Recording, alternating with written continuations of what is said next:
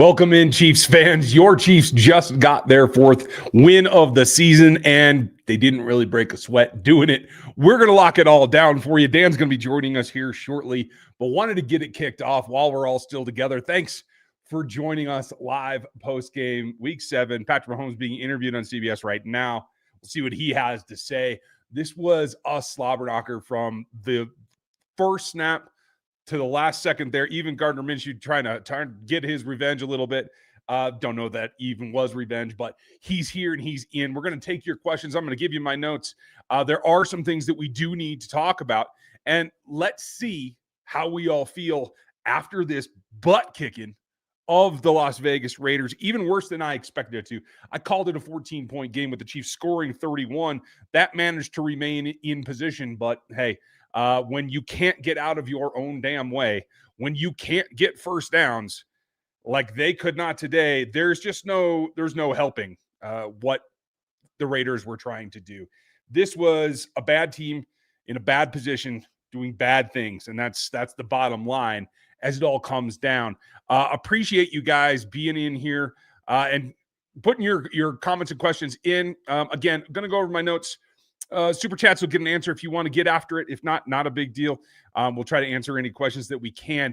But tomorrow night, Monday Night Q&A, if you don't know us already, if you're not subscribed to this channel, Monday Night Q&A every week without fail. Gonna do that again as we always do. So for Yanni, I think he kind of called what a lot of us are feeling like. It's nice to have a stress-free game. When they went up 14, I was like, okay, maybe we're going to get that. And as it went on, it just became more and more and more of a massacre. And at the end, when you can't do anything to help yourself, I'm going to pull up the final stats here because it is pretty remarkable. Just the total and complete domination that the Chiefs were able to put up on this Raiders team. It's kind of sad. I stopped in the fourth quarter. And Dan's in. How you doing, pal? Oh, what's up, everybody? Nice to see y'all. Hey, it's been a good time. I put stats up at the end of the third, and it was an ass kicking then. So let's not be too concerned. But as you boil it down, at the end of the game, 93 yards for the Raiders total to 434 for the Chiefs, and they basically took the fourth quarter off. So that just tells you it right there. 3 first downs for the Raiders to 30 for the Kansas City Chiefs. Effective, methodical, long drives, good scores, did a lot of what we talked about, and a couple of hiccups. As we get some information about injuries, we will definitely let you know. We'll keep that on our front burner here. But, Dan, I was just saying, from my personal view, it was nice to have a stress-free game, and there were a lot of folks in here that agreed with that. It was funny. I was talking with my wife right there at the end of the game, and she was like, I didn't really have to pay attention very much. Like, you didn't really have to pay attention to the game. My daughter would also like to say something, I would imagine. Hi, Miss Avery. Up, Hi. That's nice. She watches well? Oh, yeah, she did a little bit because, she was reading some Calvin and Hobbes and doing some other stuff too. So, yeah. Can't go wrong with that.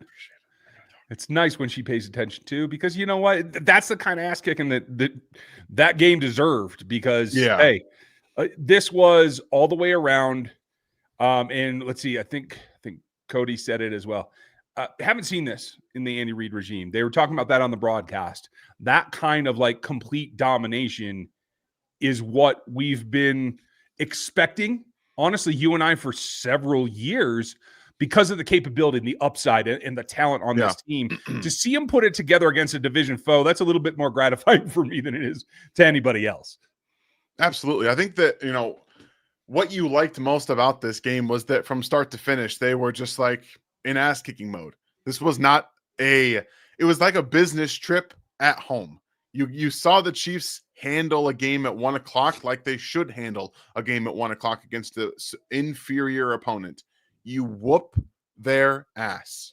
That's what you do. You take it to them. That's what it comes down to. Hey, kudos to our guy Cole, as well as Gary in the house. Our mods are helping out, so you guys say hello to them and give them a little high five if you would. Hanneman gets the first question, just like we called it. Now for my second team, Commanders, I assume that is, to please beat Dallas and roll into Arrowhead. for what'll be a big test for them. Hanneman, thank you for the support as always and being one of our members. But that's a lot of it was exactly what we called. They fed Rice underneath. We got the deep tosses to Thornton, like I talked about, him reaping the reward of what Rashee Rice's gravity is. I thought Pops continued to run hard. Obviously, I was a little concerned about Kareem. It goes to show you that one that they credited to Isaiah Pacheco was really the entire offensive line coming and scrumming behind him as though it were rugby. So let's give them some credit as well, especially with Simmons out. And then with whatever happened with Trey, a 320-plus pounder who gets a back issue is significant. That is the one negative takeaway in my notes overall, except for some questionable decisions by Patrick Mahomes. I'm concerned about Trey and the status of this offensive line if he has to miss time.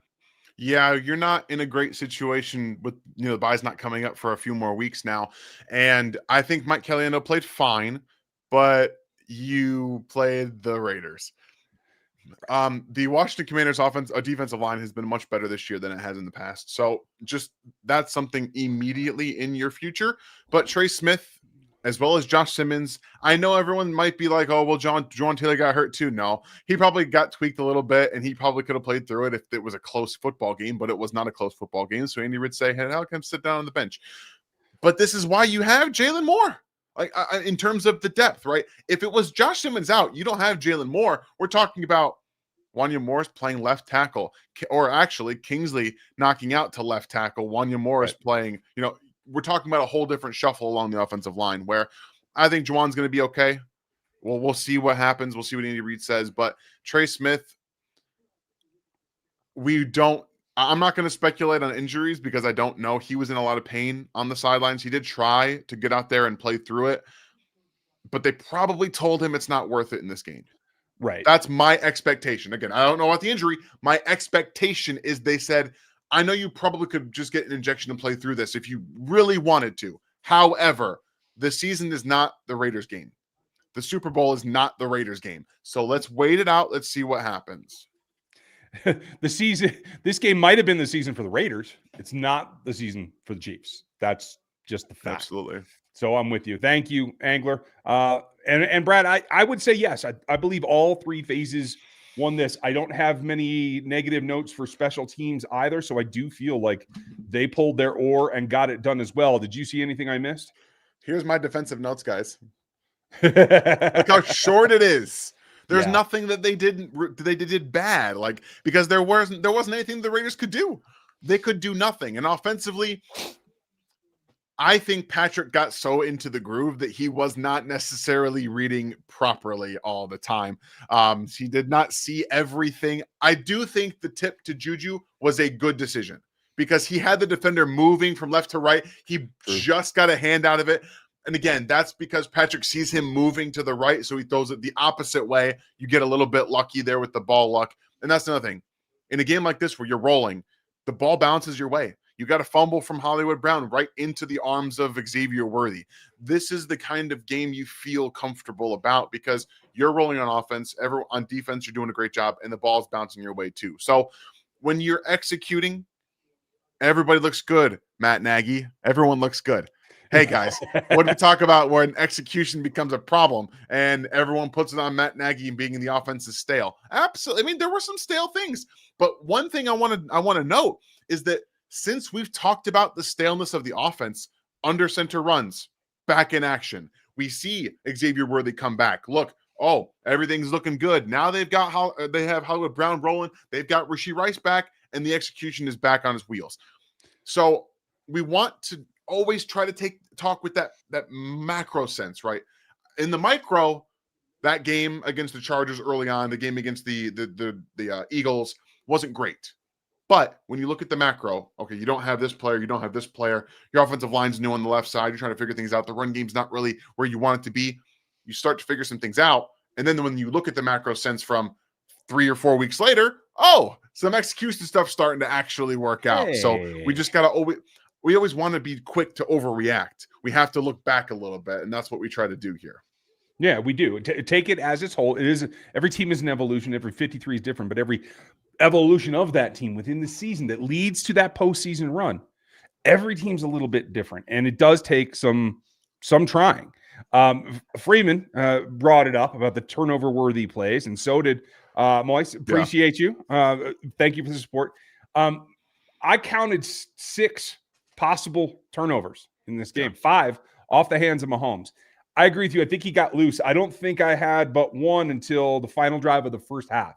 Yeah. So, yeah, he got a little bit suspect. The only one that really, truly concerned me is the one where there's a D lineman popping out into a known passing lane yet again that they run hot out of. And that's why it's a bit too predictable. As crazy ad-lib as he is, when it's obvious pressure in front of his face and he has to go to a hot, they know where he wants to go.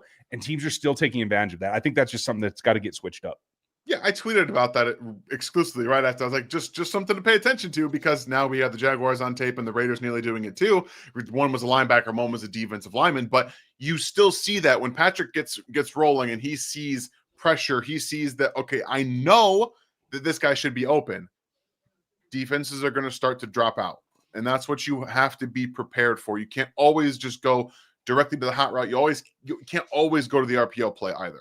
We've seen that. Right. We've seen that happen where the RPO. Now, there is going to be some times where Patrick, again, he's rolling. The RPOs look good. I think Tony Romo said something about their RPOs weren't good. They had an entire drive at the beginning of the second half that was just RPOs, and every single one of them got a first down. So I'm not sure what he was watching. And also, he said they weren't using a ton of 11 personnel, which is factually untrue, because I take notes. I take notes on what we see on all this. So, look at that. A lot of 11 personnel. A ton of it on the second drive. We've got more here, too. So, the simple fact of the matter is that the Chiefs were mixing it up. They were multiple. They gave you 13 personnel. They gave you 22 personnel. They gave you a lot more 21 personnel. And I know people are going to say it's 11 because Brashard Smith's on the field with the running back. No, it is 22 or 21 personnel. I will not give in to 11 on that play. So, you see a lot of different usages from the Chiefs offensively. And when you get that, what is the defense supposed to do when you can run out there and on 13 personnel, Patrick's like, oh, I'm going to run for 10 yards. And 11 personnel, he's going to hit a big chunk play to Juju Smith-Schuster. He's going to hit a big chunk play to Travis Kelce. He's going to hit one to Noah Gray. Or 12 personnel. What do? You don't know what's coming. And then one thing that I really wrote in my notes is that this week, Joe Blameyer and Matt Nagy talked about marrying their run game and their passing game. And they did that. You guys saw it on the second or first play of the drive where they had that little screen game. But when you can play off of what you're doing, when you can run a run play here, like let's say simple inside zone, and you can run an inside zone fake and then get a big play off of it, you are marrying your run and your passing game to itself. And they did that in this game. Yeah, and that's the evolution. This is what we talk about quite a bit of. And maybe it's because we're demanding. And as I said, every evolution of every 53 is a little bit different. We're demanding because we understand what has to happen. They are much more willing to let guys grow into it. I think Brashard Smith is a specific case of letting the player grow into it today. The last quarter where he's the feature back, inside, outside zone, a little bit of man blocking in front of him from what I saw. He actually handled it better than I thought he had earlier in the season, being that guy inside and bouncing around, pinballing off of linemen. Okay. I still don't think he's got the body type to really be able to survive there for that long. So I'm glad he has the ability, but I still want him hitting outside zone stretches, tosses, etc. Like get him to where he's the most. You know what I mean? But if Kareem had gotten hurt, I feel like as of today, he could have been a secondary back that could survive and do everything as needed.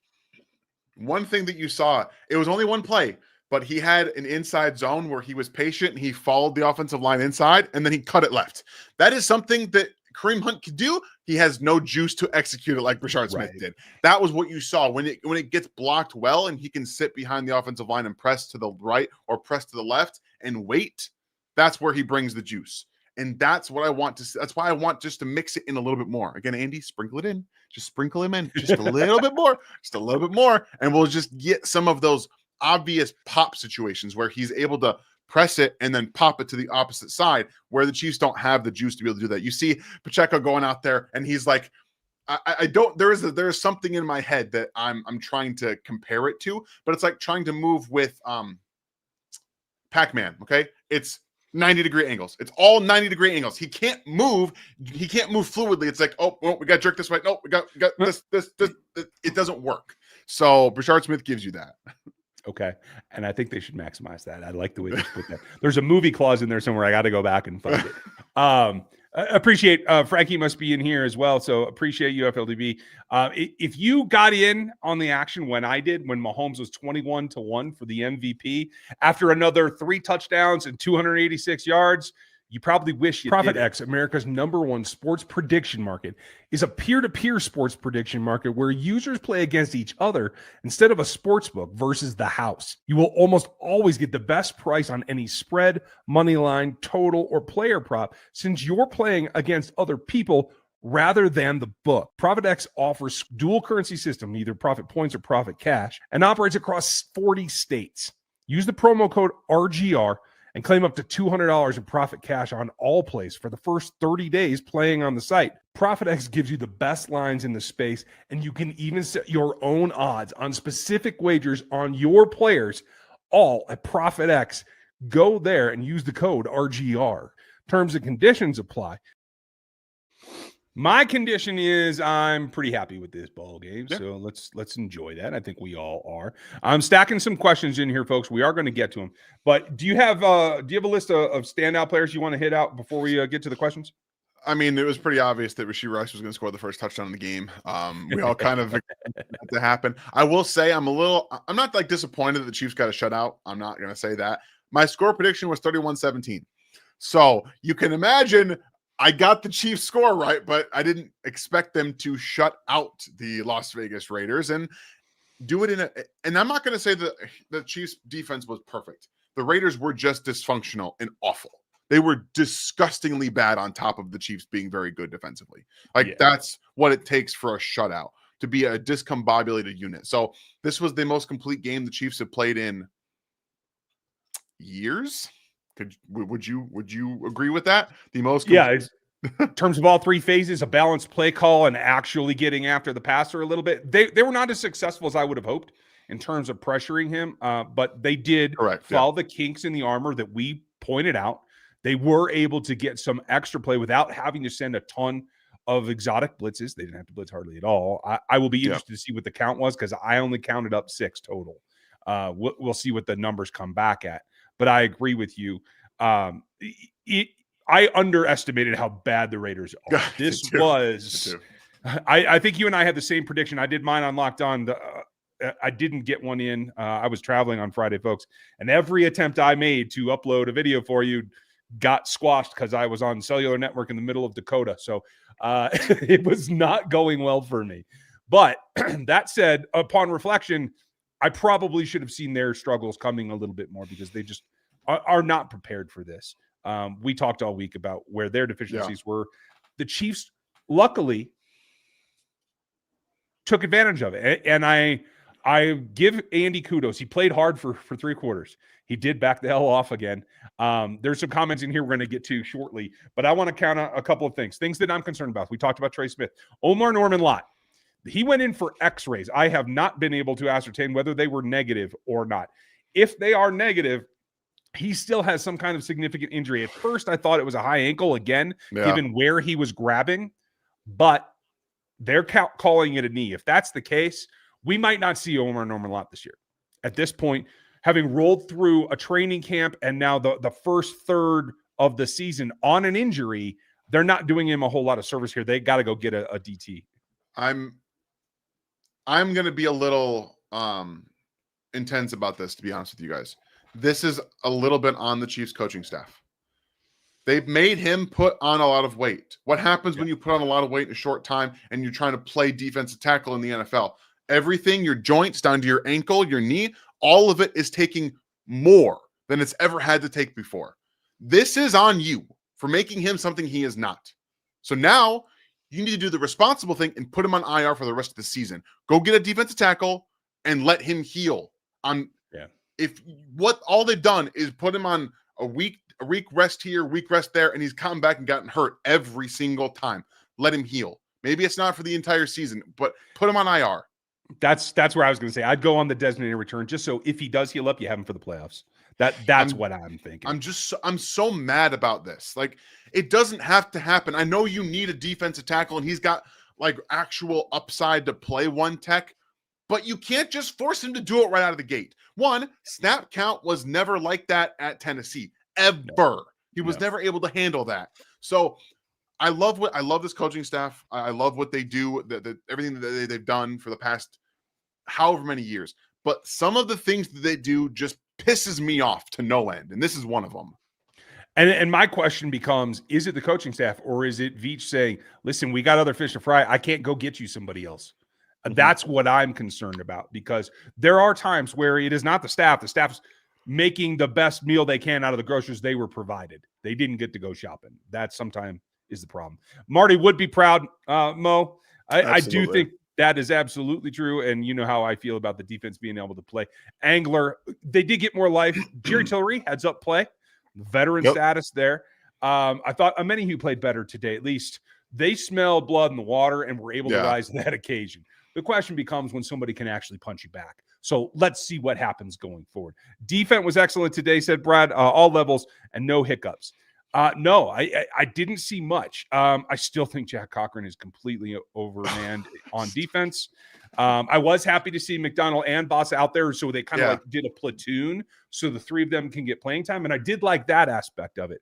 But there's still some problems there, and I'm not going to stop calling them out. I know a lot of people like Jack. That's fine. I ain't one of them. More and more, Brad Smith just looks better and better. Stone Forsythe is really weird for that play on Omar. Overall, an A+ game from Donnie, and thank you, Donnie, for the support. Forsythe was getting his ass handed to him all day long. That was a frustration play. Unfortunately, I think the action, they didn't do a very good job on the replay. We're going to have to look at it again. Yeah. I think it was Forsythe that was engaged with Norman Lott when he got hurt too. So it's not just the penalty, but I was a little dismayed by the fact they weren't able to take advantage of him more, to be honest. Yeah, I think there was a couple of places they probably could have taken advantage of more, to be very honest with you. But am I going to complain too much about the defense when you're out there 3 and outs and you give up no points on the board? No, I'm not going to complain too much. I think that this was a fantastic game for them to be also not much wear on the tires. You allow less than 100 yards on offense, you're barely out there defensively. Your starters play 20 snaps because you're barely out on the field. I mean, that's the kind of game you need to have every now and then. How often in the past year plus, actually, have we talked about the Chiefs can't beat bad teams by a lot of points? They've beat bad teams and good teams by a lot of points this year. Yep. And they're starting to figure some things out on the offensive side. They're going to get more things figured out defensively. I do expect them in the next week or two to add a defensive tackle, possibly a defensive end as well, because they need some help on that defensive line. The question, and there's a lot of folks asking about who would that be. That's unfortunately the mystery. I've seen a lot of just absolute making crap up on Chiefs blogosphere lately. Oh, Clay Campbell. No one's trading for Clay Campbell. I hate to tell you. No. That's a fool's errand, especially for a team that's this light on cap space. So I don't expect that to happen. They're just grabbing at straws because they know that the need is legit. I think if the Chiefs are able to make an acquisition, it's likely somebody that we don't know of being available right now. It's Veach making a call to be like, listen, I'm sorry your season's in the toilet. I need some help. Maybe I can make a deal that can help you bounce back next season. You know what I mean? Like, he's got to probably talk some teams into it to get some traction, is my thought.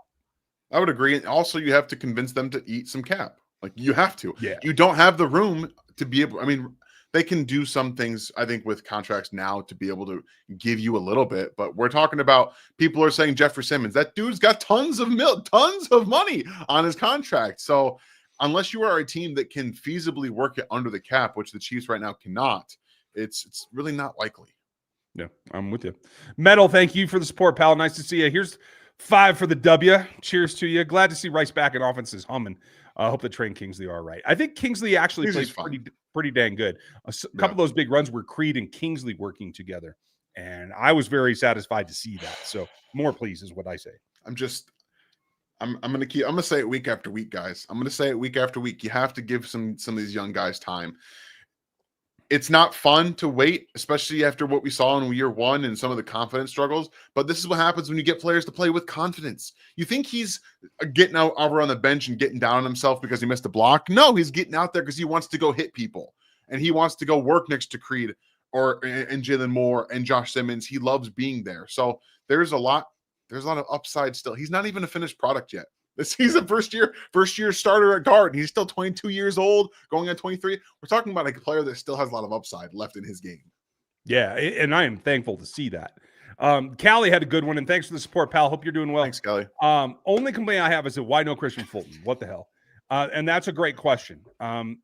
We don't know why, but I will say this. This was a week they didn't really need him, and I think we knew that coming in, so maybe that's part of why. And I will tell you this, and I can't remember if I put it on social or not, but certainly in my notes, Jalen Watson was like, screw this, I'm coming to play. Like he was in and run support. He had sniffed those screens. He got that PBU on a nice reach around. I mean, he did everything he needed to do to be like, oh, I know Christian's back, but hey, I'm still CB2, okay? Again, you heard me earlier in the season. I didn't think he was playing great football. Jalen Watson's been excellent over the past month of the season. He's been fantastic, and that's it. It helps. Okay, the reason you don't have to rush Christian Fulton back is because you have 3 corners that can play, and so you say, okay, we're gonna back off. You get right, get into practice, get into game shape. That's what you need to do right now. We don't need to force you to active status when we have 3 corners that we trust. We want depth. We want you ready for the not even for the postseason, for November, for December, and then the postseason. You have to set things up for success. And rushing guys back, they're dealing with that much better than they dealt with the Omar Norman Lott situation. We'll just say that. Yeah, and that's fair. And I think that is partly to do with the depth that you have. So, yeah. Callie, let's see. I'm wondering if it's not till the bye or later. There is news on Omar Norman Lott. I'm going to give it to you because hopefully he doesn't have to go into boot, but you might have to. And if you do, you should check out our friends. Have other boot brands that you experience taking a long time to break in? Choosing work boots used to mean sacrificing comfort or durability. If they're good, they didn't last. And if they lasted, they wrecked your feet. Brunt thought that was all BS, so they built boots tough and give you a great feel from day one, no break-in, no sore feet, because people out there doing the real work shouldn't have to choose between comfort and durability. I wear these because they just get things done. You can see in their quality across the board that comfort is part of it, but so is all the toughness that you're looking for. Brunt was tired of workwear brands out there cutting corners. You work too hard to get stuck in uncomfortable boots that don't hold up. So they built something better, boots that are insanely comfortable for any job site right now. For a limited time, our listeners get $10 off of Brunt when you use the code RGR at checkout. Just head to bruntworkwear.com and use the code RGR and you're good to go. And after you order, they'll ask you where you heard about Brunt. Do us a favor and tell them that it was from RGR. I have to give a shout out to Ryan for that amazing segue. That was one of his absolute best. Sometimes you get lucky. That's all I can say. But check them out. They're good stuff. In fact, I just got a pair of mine. Thanks to the sponsor. I appreciate them, guys. I'll show them to you guys here in a bit. So news on Omar. So this is the problem. They took him in for x-rays during the ball game and didn't find anything. Otherwise, they would not have moved on to this step. If they found a fracture, it'd be pretty straightforward, and that's something that heals in 4 to 6 weeks. And generally, unless it's something significant in a joint, say the head of a femur or something like that, most breaks for an athlete are going to heal stronger than they were before because it's like cutting relief into a flat piece of metal or something like that. You can do that. But unfortunately, according to Andy, he just said a couple of minutes ago, they are moving on. Omar is getting MRI. MRI is for soft tissue strains, specifically ligaments. That's what they're trying to figure out, whether it's an ACL, an MCL. From the way that he landed and where he was like kind of clutching, my guess is if he got a twist, he could have done an ACL or a PCL, which is the outside of the knee. I didn't see him get caved in, which would have been an MCL. Yeah. So that's good. Unfortunately, a lot of times when guys get rolled, it's the MCL that gets strained. So I hope not. It's a longer recovery, and quite frankly, I think it's a little bit, in terms of the way that defensive linemen play, a little bit more structurally important for the knee health. So let's cross our fingers. We're going to find out, and I'll break it down for you once we do know the actual diagnosis. but he's moving on to a soft tissue MRI imaging to try to find that out. It was a good win, Beach. Thank you for being a member, and thank you for being with us. Let's see who's next. What's up? Hope you're doing well, buddy. That back shoulder fade. Yeah. Hey, every now and then. And I don't even know that it was meant to be a fade so much. She just got back. He might have been just running a corner. He was supposed to turn to the outside. It doesn't matter. It doesn't matter. The fact that they put him on one-on-one and focused on the outside margin, that's the key. I love this thing. I was talking about Kai Blue Kelly in the post game show. Sorry, not the post game show, in the game plan. But you find one-on-one coverage, you target him. Like, that's what you go after. And they did that in the red zone with Rashee Rice. And when you can target above a guy who's small like that, and Rashee, who's very good at tracking and using his hands, I think that's what you want to do. So I like to see them adjust on the fly a little bit there and actually utilize some one-on-one situations where you have Rashee Rice against a smaller player and allow him to use his tracking that way. And just that's what you want to do. You find mismatches, and I think the Chiefs did a great job doing that. I agree. And I'm trying to scan the presser from Andy. As we get more comments, we'll get to that. I think some of you are hearing it faster than I am, so we will address those. Thank you. We're going to get to your questions, but Dan, anything else that popped up on your radar as a negative that we got to talk about as a concern from this ballgame? As a negative? I don't know necessarily a negative. I think, like I said, I think the Chiefs' defense was great, but also aided by the Raiders' offense. So that gives you confidence regardless. On the offensive side, hopefully the offensive line's okay. I think that's the big takeaway for me right now is that if Trey Smith, and I think that I just saw Andy Reid said that his back's locked up. So we'll just see, which is ambiguous at best. So you just kind of, hope that's okay. I think right now all this I'm really worried about and concerned is the health of the team. Xavier Witherman went back out there. He seems to be okay dealing with pain. I think it was more about a pain management issue rather than a re-injury or anything like that, since seeing as how he went back out there. But offensive line, and honestly, I know everyone, Pacheco ran hard today. He had 15 carries and 57 yards. That's not getting it done. I know he had a touchdown. He had a couple of good runs, but overall, that is not enough to make a defense really respect your run game. So that's why I want to see a little bit more Brashard Smith. I like the energy Pacheco's playing with. I like what Kareem Hunt gives you, and I like the screen game because I think that gives you a little bit more with Brashard Smith on the field. But I want just a little bit more out of the run game. It's still not perfect. It wasn't very successful today, but I want to see a little bit more. Yeah, I can get down with that. To Beach's question, and thank you, Beach. How about the trick play with the two quarterbacks? I was pissed that it was not able to be used, but it did also accomplish another goal. It's on film. They have to watch it. And and I do think it will be used again, and it will be successful. I like the design a lot. There was a lot of good things from the design structure in this play, in this game that they did. They executed very, very well. So I'm excited about that because, again, like you said, it's on tape. It gives you something more to build off of and something else to marry to your game. Yeah, and that's what I'm here for. We're going to take a look real quick because Next Gen Stats has something out that corroborates something that you said earlier. Let me get this on screen real quick because I do want to show you. A lot of folks, we don't make these stats up, folks. When we dump some good things, there's a lot of research that goes into it on our part, and most of the beat reporters do the same thing. Let me try to zoom here and make it a little bit better, and we can yeah, there we go. So that's another new one. I was trying to get to the usage. 12 personnel on 33% of their snaps. That's pretty solid. The one that I saw that I was really looking at right here, to your point, 11 personnel, 48% of the time today. Their normal is 50, just a little over it. So it was not very different at all. I think they were getting more out of their 12.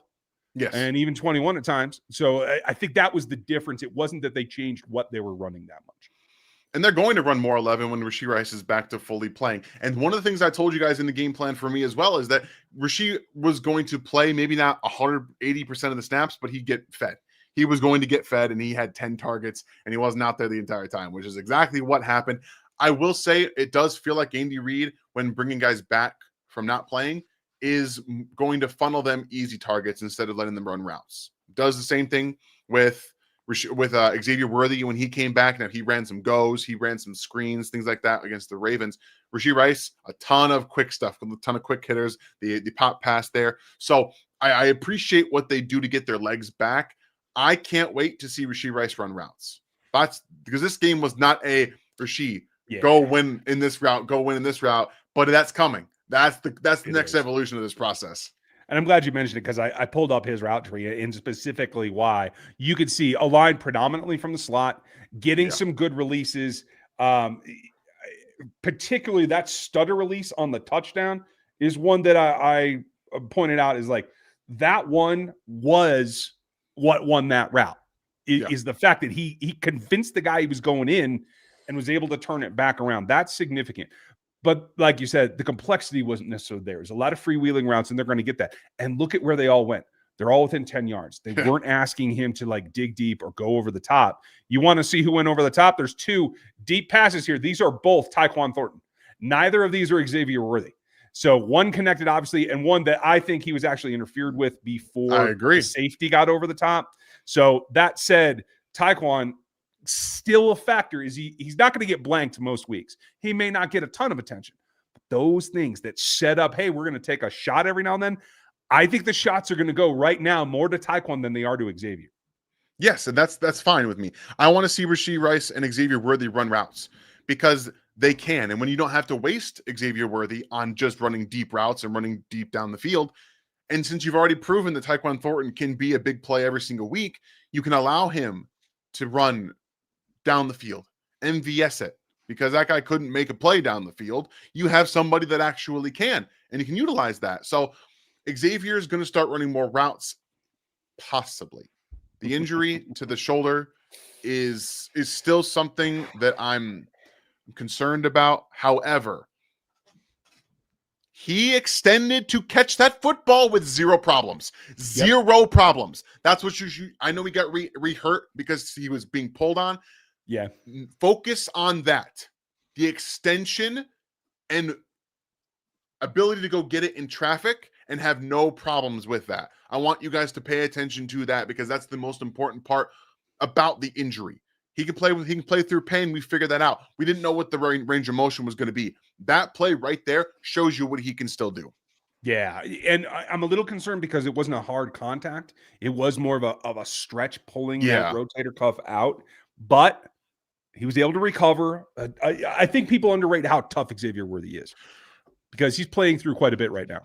To your point, I saw a lot of people in the draft process saying that he was not tough at the catch point. He was not a physical player. And this is, I'm not trying to point you out. Sorry, I was trying to show this. Oh, my fault. 50 balls is way better than I would have expected. You're not wrong. A lot of people did not expect him to be able to do that. But the main points that I would go to is that when you watched him after the catch at Texas, when he was going around the end, he fought through contact. And then when you can marry that with the ball tracking and the timing that he plays with on those deep catches and those deep passes, it allows him to go get the football because he can time his jumps, he can time his hands, and he has the tracking to know where the ball is going to be, and he wants to play through contact.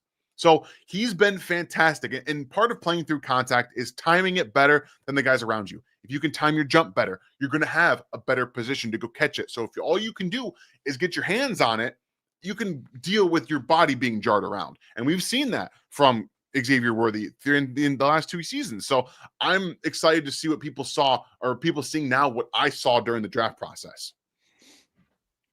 Real FLDB is in the house. Thank you, buddy. Nice to see you. Nice. I am picking through more comments. We're going to try to wrap this up. I do have Locked On Chiefs coming up, most likely in about half an hour, but we're starting to get the chirps here. So we're going to cruise through these a little bit. I agree, Tyler. We hope Norman's all right. We're going to find out here hopefully tomorrow, according to Andy Reid. Bucker made all his field goals. Good point, Terry. Didn't miss a point after either. So, hey, the slide has been stopped. Let's hope that it can be sustained now. Stevie, nice to see you. That play with Minshew and Mahomes is very intentional. They just wanted to toy with them. And it's funny. If you look back, a lot of the trick plays has been first deployed against the Raiders just to piss on them, basically. And I'm okay with that. Andy's first regular season shutout. Yeah, Beach. I mean, that's significant. And think about that. Think about how many years that goes back. That is epic. And it takes Spags doing what he did and the defense performing at all levels. I thought Trank had a very good game today as well. I'm looking at grades on the offensive line. Jalen Moore, this is why you pay him $15 million. Rudimentary grades are in. Number 1 on this offensive line today. We'll see if that actually breaks down. Only 1 sack was given up. The PFF attributed it to Isaiah. It was on Isaiah. Another pressure, 1 hit attributed to Kingsley. I'll have to go back and relook at that. But that is pretty damn good of keeping the quarterback clean and upright so he can just sit back there and cook. Yep, Patrick was getting the ball out quick too. So it all matches up. Hannah, Raiders are the second team since 1950 to run 30 or fewer offensive plays in a game. They are uniquely bad, is what you're saying. And I love the way that you're saying it. So thanks, Hannah. And thanks for the support. That's awesome. Appreciate you. Hawk, goose egg, anyone? I'm Bouchard, RB1 after the bye. I'm not going to argue with you. I mean, Ryan wants to argue with you. It's okay. I think Potts is doing all that he can do. I will put it that way. I think what he stepped up the last 3 weeks, we're seeing, I think, maximum Pops at this point. Yeah, and that's fine. But we know what he is. And I understand the itch, right? The itch, everyone's like, look, Bouchard's got way more wiggle. He's got more juice. Let's see what he can do. I don't think he's going to be RB1, even though I personally believe he probably should be, at least in a lead back situation. But he's fine in doing what he's doing. I'm okay. Yeah, it's going to be all right. Cue ball, thank you, buddy. Raiders are bad. Does that make the win count less? No, it absolutely does not. It is still a W, and at that point, that's all I care about. They can only do what's in front of them. The difference was most years. You correct me if you think I'm wrong. Most years they would have played this team. They would have led up around 17 or 21 points and cruised and let them climb back in. My prediction was counting on that. Yeah. And they didn't. And that's the difference. And that's what I want to see is you're supposed to dominate bad teams like this. And they did a couple of times now. This is another 30-point performance, guys. That's what I know they let off the gas in the fourth quarter. I get it. I don't care. Personally, this one I don't care about so much because they dominated from start to finish. If you're up 15, 16 points in the fourth quarter, keep going. Like let's keep going and let's see what we can do. But 30 points, I'm not going to be super mad about Andy, letting this one go. Like it's fine. Fair. Okay. Thanks, Knicks fan. And folks, I'm sorry. YouTube throwing up the tags rather than your names again. I will forget names because I'm absolutely terrible at that. But a couple of you guys are with me on Cochran. And again, he's doing his job for right now. It's just if there's an injury, we got to start talking about what's really needing to be done. Didn't like the 70s stash closing, wanted Pat to finish. And that's fair. And to your point, a lot of teams will just pad their stats and pad their quarterbacks. Yeah. Bills would have left Josh in. If Lamar was healthy, they would have left him in, right? There's the MVP race that teams care about. Andy couldn't give a shit. And I actually enjoy that. If it were close, if it were two scores, I would say, yeah, you got to get it to a third score, and then you can relax. But I actually like this, and even more so, I like Norzad being in the game. I like featuring Smith, and I'll tell you this: I don't think anybody's mentioned it yet. Jalen Royals was out there with the deep backups. I'm not sure why he's that deep a backup, other than the fact that they've got 5 really good contributors at his position. And maybe they can treat it as a red shirt year because they don't have to have him. At some point, they might. So I'm glad that they got him in because he's got to learn running reps against pros. I mean, he's been on the field a couple of times in the past few weeks, not in this game specifically because Rashee Rice did come back. So you're going to see him be that wide receiver 6 almost exclusively, which is fine. It's fine. Again, Juju's played fantastic football this year. So I'm not super mad about the Jalen Royal stuff. Next year, he could find himself as the wide receiver 4, maybe wide receiver 3, depending on how the offseason goes. You don't really know what's going to happen with Thornton. I think you want to extend him for sure, but you could lose Juju as well as Hollywood Brown. So you want to get him out there any chance you get so he can learn, like you said. Yeah, and that's a really good question. Kurt, I ran through this before. I'll just give you a quick one. They're going for an MRI. There's no conclusive evidence of anything yet. We will find out. And this one was funny. When you line up in the neutral zone, you don't give Taylor a chance to jump off sides. That's the difference. It's a pre-snap foul. That's why. So you got to take it for what it's worth. Like and Sean, I think that's you from your avatar, but I don't recognize the tag. So if it is, what's up, buddy? Does it seem like Pacheco is very deep on Mahomes under center? He definitely does seem to line up a little bit deeper when he's got the quarterback in his way. And I think that's part of why there's success. It's an old school way to run, but it allows you more time to see what's going on in front of you. And for a guy that is a little visually challenged, I think that's helping. He needs it. He needs to build up the speed. He's got to have that extra yard and a half to build up the speed, because that's what he predicates himself on. He's got to be able to get downhill to run guys over, because otherwise he's not doing it a whole lot. Yeah, and you're very, very right. Let's see. Ian, thank you, buddy. I would like to see them let Gardner throw the ball in those situations. If Fortabling, I don't know what that is. I would think something about let him get comfortable in the offense. Okay, comfortable in the offense. Yeah, very good. You type as well as I do, buddy. And that's not a dig. I'm just saying I'm terrible at typing too. Yeah, I mean, I think they honestly don't want to give it away a little bit. Gardner's had some magic to him when he's played for other teams. And I think sitting around with Pat, the no look thing, like that was so cool. My concern is that that's going to be contagious and Gardner's going to go out there and try that. And I'm not ready for that. Okay. Don't bring me that noise. I am not here for it. Let's see. I'm sick of all the Pacheco hate, but when he came in for CEH and helps us win a couple of Super Bowls, no complaints. I'm happy that we have him. I agree with you. And Knicks fan, thanks for being a member for so long. He's over 2.5 years already. Knicks fans always here supporting. Appreciate you, man. Appreciate you, buddy. And I noticed that Pat was talking to Clyde on the side. So Clyde's on the practice squad. He's just hanging out most days, just doing his thing. But he's in there, and he's still a dude that the team loves to be around. Mahomes was pretty unique today. He goes out there and helps carry Omar off the field. Yeah. And then he's hanging out with Clyde. You know, most quarterbacks are not going to hang out with a practice squad player at all. They don't care if they're a vet or not. It was a very unique day for the family to beat the Raiders. I mean, Patrick has been doing this all season with injuries. Like, he's been out there. If he's on the bench, he comes out onto the field to knee. He goes out there. Like, he's been very, very involved from a leadership standpoint, more so than we've ever seen him. And that's not saying he was a bad leader before, but he's taking even more in with what he's supposed to be doing. And I love that. I appreciate that. You know, it's a whole different atmosphere now with Patrick out there. He wants everybody to be involved. If you're injured, he wants to make sure that you know he's there. If you're on the practice squad, he wants to make sure that he knows that you're in, you can talk to him. This is the guy who is, as you know, Chris Collins would say, here's a guy that is the best leader in football and the best quarterback in football. Do it again. I'm not doing it again. We do have a punter, Red said. Yes, it is. It's good to have every now and then, because honestly, good teams are going to make you punt from time to time. The Bills are, despite their defense being pretty horrid in general. There's just something about when you play the Chiefs, you get everybody's best, and it does come in handy to be able to just punt the ball away and reset. And I do like that. Bill, what's the status of Mitchell for the Chiefs? Is he hurt? No, he's just slow. And he's injury prone, and he's old. I mean, crap. There's 3 strikes against you right there. He's just injury prone. He is for the running back position, right? He's 27. Yeah. So, like, that's problematic. And I do think that they're either keeping him as a break glass, like, we know we won't have him for a lot of games, but if we had to use him, we could.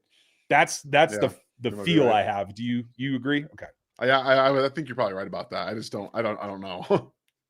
This one's all you. Raheem Sanders, the Browns practice squad. Would you like him here? No, another slow guy. The Chiefs need juice at running back. Like Raheem, I like Raheem Sanders for what he is, but he is NFL slow. He takes time. He's basically Kareem Hunt at this point, but young, and that's not a great position to be in.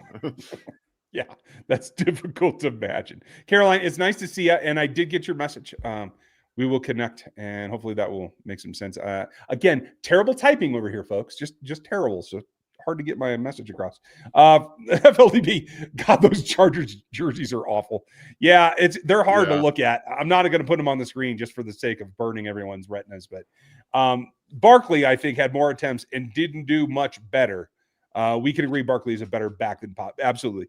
But we'll need more efficiency at running back. And that certainly is true. And again, this is what happens when D-line and running back were farther down the list than offensive line and wide receiver. We had to make sure of that, right? So this is the problem. And unfortunately, it's not going to change. When you have elite players at some positions that are eating up, 10 and 15 and 20% of your salary cap, being able to find more becomes harder and Yeah. harder because you just don't have the volume to draft. And so I hope, despite having a need, I think that Brett Veach has to find a way to get more volume in the draft, particularly between 100 and 200. That's where I think this roster needs to be bolstered in the next 2 years. Yeah, I'm with you. And you have to be able to fill out those spots that you don't necessarily think are hugely valuable. But once you start to realize, well, they're more valuable than we thought, but we still need those value picks elsewhere. That's where you start to have those conversations. And whether it's free agency for a defense tackle here or maybe a fourth rounder on a running back, you have to start making those decisions. It does have to happen. Chiefs, baby. First 3 drives, 84 yards plus 3 TDs. Go Chiefs. I mean, were you surprised at how efficient they were? And thanks, baby. Absolutely. It's hard. I don't think that there's any other team in the NFL that has done that this year. I don't know if it's been done in the last couple of years where you go 84 plus yards and you score 3 touchdowns on your first 3 drives. I feel like that's the first time it's happened in a very long time. Maybe that's just me. I don't keep track of everyone else's first 3 drive stats and if that's ever happened. But to go pretty much the length of the field on 3 straight drives and score a touchdown is an incredible feat, not just for your team, but for your offense, right? It's hard to do. And because you can't, your first 15 is supposed to script you, right? You're supposed to be good for that. But they built off of it. They were able to get more in that situation. So I appreciate them doing that. And it's really hard to do. Oh man, sorry, Martin. Martin, we were I just had about to you. answer the I question. literally had you queued up next. I was not forsaking you. I'm sorry. Thank you for the super chat and Thank you. and for helping us out. I literally had it right here, and I'm sorry. Taylor got banged up. He's been a little banged up between the knee, the shoulder. I don't think he has a back, but he did at one point in camp take a day off that was supposedly for his back. So he is just he's a veteran. He's got little things that bother him basically, and they had an opportunity to get him out of the ball game, and I think that was smart. Yeah. I don't think it's an injury. As Dan said earlier, he probably would have gone back in had they needed him. I'm thinking more along the lines of right, where you see, yeah, he's got an injury on the shoulder, but you're up 31-0. So, hey, go ahead and sit down on the bench, and we're going to get Wanya Morris out there, who, by the way, should be Isapole. I'm still mad about that, and Wanya Morris is awful. He's awful. It's still bad, and he was on the ground multiple times. He's with the Jets, as far as I know. Is he the Jets? Okay. I couldn't remember where he went. Yeah, that one still stings to me. Martine, I'm sorry, and thank you for the support. I'm just absolutely slow. And Charlie, good point that Matt Derrick said the same thing, that he was hanging on the bench and looked like he was good to go. So that is a positive. Speaking of Matt Derrick, we're going to have him on Locked On here in about 15 minutes is my guess. He's clearing and trying to find space to do the recording from. So we're going to call it here. Dan, any last thoughts from you? And folks, we will have the QA tomorrow night for any other questions and follow-ups. The only thing that I'm going to say is that, yes, this was an easy win. And you should never take wins lightly in the NFL. And specifically against an inferior opponent, you have to come out and destroy them. And that's exactly what the Chiefs did. But I know that they didn't have to really test themselves in this game. You have to have a couple of those. But you also have to remember that going forward, they're building. It's a building block game. Their offense for 4 straight games has averaged over 30 points a game against 4 NFL teams. I know the Lions were injured. I know the Ravens were injured. I know the Jags. The Jags defense was. Yeah, okay, we're not going to talk about it. They got destroyed today by the Rams. They got absolutely decimated by the Rams. So earlier in the season, the Jags defense was better, and then the Raiders are awful. However, averaging 30 points over a 4-game stretch is not something to take lightly by anybody, by the fans, by the team. They need to keep building. Patrick Mahomes is playing as good a football as we've ever seen Patrick Mahomes play football, and that should excite you. And again, we're going to keep our eyes on the offensive line situation. Hopefully, our thoughts and prayers are with Josh Simmons at this time. We don't know what's going on, but just continue to have him in your thoughts. Hopefully he's okay. And they do have Jalen Moore, who's playing fantastic football. They have him. He's doing a good job in there. So hopefully you don't have to rely on him too much, because that's when you start to see probably some tendencies, right? You get a couple more games and teams are like, how do we attack him in this way? So I'm not saying he's a bad tackle, but I would prefer to have him as the backup swing guy. But overall, this is a building block. It's not the peak. This is not the best we're going to see the Chiefs play, especially against the better teams. So keep watching and keep understanding that now this is when the season starts for the Chiefs. It wasn't in week 1. It wasn't in week 2. This is it, because they are healthy at the wide receiver position for the first time in 3 years. Yeah. Down with the Chargers is all I can say. I do want to point out one last thing. Yes, it was 9 targeted players today from Patrick Mahomes, and every one of them made a reception. Everyone. So this is the telltale sign of the 2018, 2019, 2020 offense at its best, where no matter what you do or who you cover, there's always somebody else going to catch a ball. That's where we're at. Hope you guys have a great night. Enjoy Sunday Night Football and the late games. We'll talk to you tomorrow on the Q&A Live. As always, have a good one. Thanks for watching this video from the team at RGR Football. Click these videos to see more and subscribe to RGR Football.